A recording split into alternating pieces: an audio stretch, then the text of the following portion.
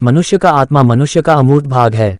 Bible कहती है कि मनुष्य का आत्मा स्वयं सर्वसामर्थी परमेश्वर का श्वास है और इसे परमेश्वर की सृष्टि के आरंभ में ही व्यक्ति में श्वास के द्वारा डाल दिया गया था। तब यहोवा परमेश्वर ने आदम को भूमि की मिट्टी से रचा और उसके नथनों में जीवन का श्वास फूंक दिया और आदम जीवित प्राणी बन गया। उत्पत्ति 2:7।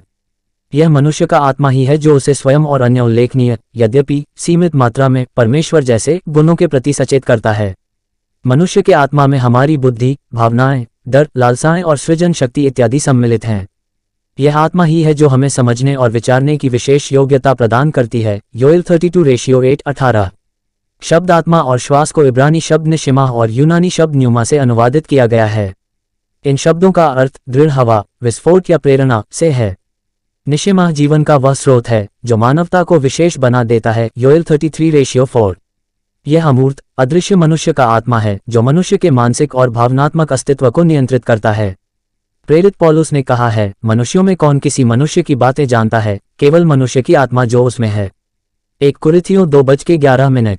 मृत्यु के समय आत्मा परमेश्वर के पास जिसने उसे दिया लौट जाएगा। सबोपदेशक 12:7। साथ ही अय्यूब 34:14-15, भजन संहिता 104:29-30 को भी देखें। प्रत्येक मनुष्य के पास आत्मा है और यह पशु के जीवन या आत्मा भिन्न है। परमेश्वर ने पशुओं को मनुष्यों से भिन्न निर्मित करते हुए उसे परमेश्वर के स्वरूप में सृजित किया है। उत्पत्ति 1:27। इसलिए मनुष्य संगीत, हास्य और कला को सोचने, महसूस करने, प्यार करने, रूपरेखित करने, निर्मित करने और इसका आनंद लेने के लिए सक्षम है। और यह मनुष्य की आत्मा के कारण ही है कि हमारे पास स्वतंत्र इच्छा है जो पृथ्वी पर कोई अन्य प्राणी के पास नहीं है। पाप में पतन के साथ ही मनुष्य की आत्मा क्षतिग्रस्त हो गई थी। जब आदम ने पाप किया तब परमेश्वर के साथ संगति करने की उसकी क्षमता टूट गई। वह शारीरिक रूप से उस दिन नहीं मरा, परंतु वह आत्मिक रूप से मर गया। तब से लेकर अब तक मनुष्य का आत्मा पतन के परिणामों से निकले हुए प्रभावों से ग्रसित है। उद्धार से पहले एक व्यक्ति को आत्मिक रूप से मृत चित्रित किया गया है। इफिसियों 2:1-5। कुलुस्सियों 2:13। मसीह के साथ संबंध हमारी आत्माओं को पुनः सशक्त बना देता है और हमें दिन प्रतिदिन नए सिरे से नवीनीकृत करता है। 2 कुरिन्थी 4:16।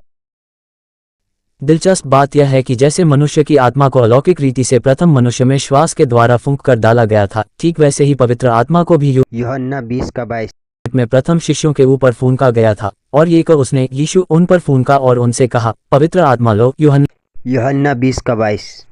प्रेरितों के काम 2:38। आदम को परमेश्वर के श्वास के द्वारा जीवित बनाया गया था और हम मसीह में नई सृष्टि होने के नाते पवित्र आत्मा परमेश्वर के श्वास के द्वारा आत्मिक रीति से जीवित किए जाते हैं। 2 कुरिन्थी 5:17। यूहन्ना 3:3, रोमियो 6:4। यीशु मसीह को हमारे द्वारा ग्रहण करने पर पवित्र आत्मा हमारे आत्मा के साथ इस तरह मिल जाता है कि हम इसे नहीं समझ सकते हैं। प्रेरित यूहन्ना ने कहा है, इसी से हम जानते हैं कि हम उसमें बने रहते हैं और वह हम में, क्योंकि उसने अपने आत्मा में से हमें दिया है। पहली यूहन्ना 4:13। जब हम परमेश्वर के आत्मा को हमारे जीवन के मार्गदर्शन करने की अनुमति प्रदान करते हैं, आत्मा आप ही हमारी आत्मा के साथ गवाही देता है कि हम परमेश्वर की संतान हैं। रोमियो 8:16। परमेश्वर की संतान होने के नाते हम अब और अधिक स्वयं की आत्मा से संचालित नहीं होते, अपितु इसके स्थान पर परमेश्वर के आत्मा के द्वारा जो हमें शाश्वतकालीन जीवन की ओर ले चलता है।